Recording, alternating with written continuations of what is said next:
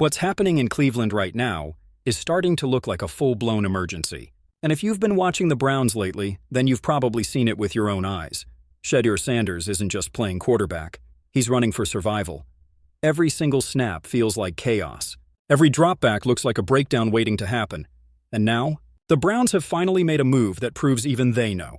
This situation is getting out of control, because for the longest time, people kept pointing fingers in the wrong direction. Quarterbacks, play calling, chemistry issues. All of that has been the conversation. But let's be real for a second. None of that matters if your offensive line can't hold up for more than 2 seconds. And right now, Cleveland's offensive line isn't just struggling, it's collapsing. Shedeur Sanders has been under constant pressure, and I mean constant. We're talking defenders in his face before roots even develop. You can't evaluate a young quarterback like that. You just can't. And yet, week after week, that's exactly what's been happening. But then came Sunday, and that's when everything hit a breaking point. Because what we saw from Cam Robinson, that wasn't just a bad performance. That was a disaster. Missed blocks, slow reactions, completely getting beat off the line. It looked like he had no answer for what was coming at him. And the worst part? You could see the frustration building on Sanders' face. That wasn't just about one play or one drive. That was weeks of pressure finally boiling over. Fans noticed it, analysts called it out, and clearly, the front office saw it too. Because right after that game, Cleveland made a move that tells you everything you need to know. Out of nowhere, the Browns go and sign Kingsley Eguakun straight from the Detroit Lions practice squad. And at first glance, some people might think this is just a small roster move. But don't get it twisted. This is reaction. This is urgency. This is a team realizing they cannot keep sending their quarterback out there to get hit like that. Now yes, Wyatt Teller being placed on injured reserve opened up a spot. That part is real. But this move, it's connected to something much bigger. Because when you go out mid-season and pull a lineman from another team's system, especially from a team like Detroit, that tells you you're looking for answers anywhere you can find them.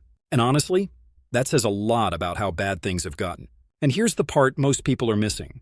This move isn't just about adding depth, it's about sending a message. The Browns are finally admitting that what they've been doing on the offensive line isn't working.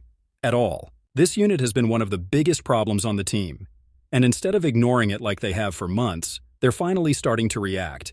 And it might be the beginning of something bigger. Because when teams start making moves like this late in the season, it usually means one thing. Change is coming. Real change. But just when you think this is only about the offensive line, things start getting even more complicated. Because now, the pressure isn't just on the players. It's on the coaching staff, too. Kevin Stefanski knows what's going on. You can hear it in the way he answers questions. He's careful. He's avoiding anything that sounds like a long-term commitment. And the players, they're staying far away from that conversation. When guys like Shedeur Sanders and Jerry Jeudy are asked about the coach's future and they choose not to engage, that's not random. That's awareness. That's understanding the situation without saying it out loud. And behind the scenes, there are already rumors starting to build. Names are being mentioned. Reports are floating around. Some believe the Browns could look at someone like Mike McDaniel if things go south. Others are quietly bringing up Jim Schwartz, who has actually done a solid job on the defensive side this season. And when a defensive coordinator doesn't completely shut down head coach talk, that's when you know something is brewing. But even with all this coaching drama, there's still a bigger issue sitting right in front of them. Because this isn't just about who's calling plays. This is about how this entire roster has been built. The Browns have invested in skill players. They've tried to add weapons. But they've ignored the most important part of the offense: protection. And in today's NFL, that's a mistake you simply cannot make. Look at the best teams in the league: the Eagles, the Chiefs, the 49ers. They all prioritize their offensive lines. They understand that everything starts up front. If your quarterback has time, your entire offense opens up.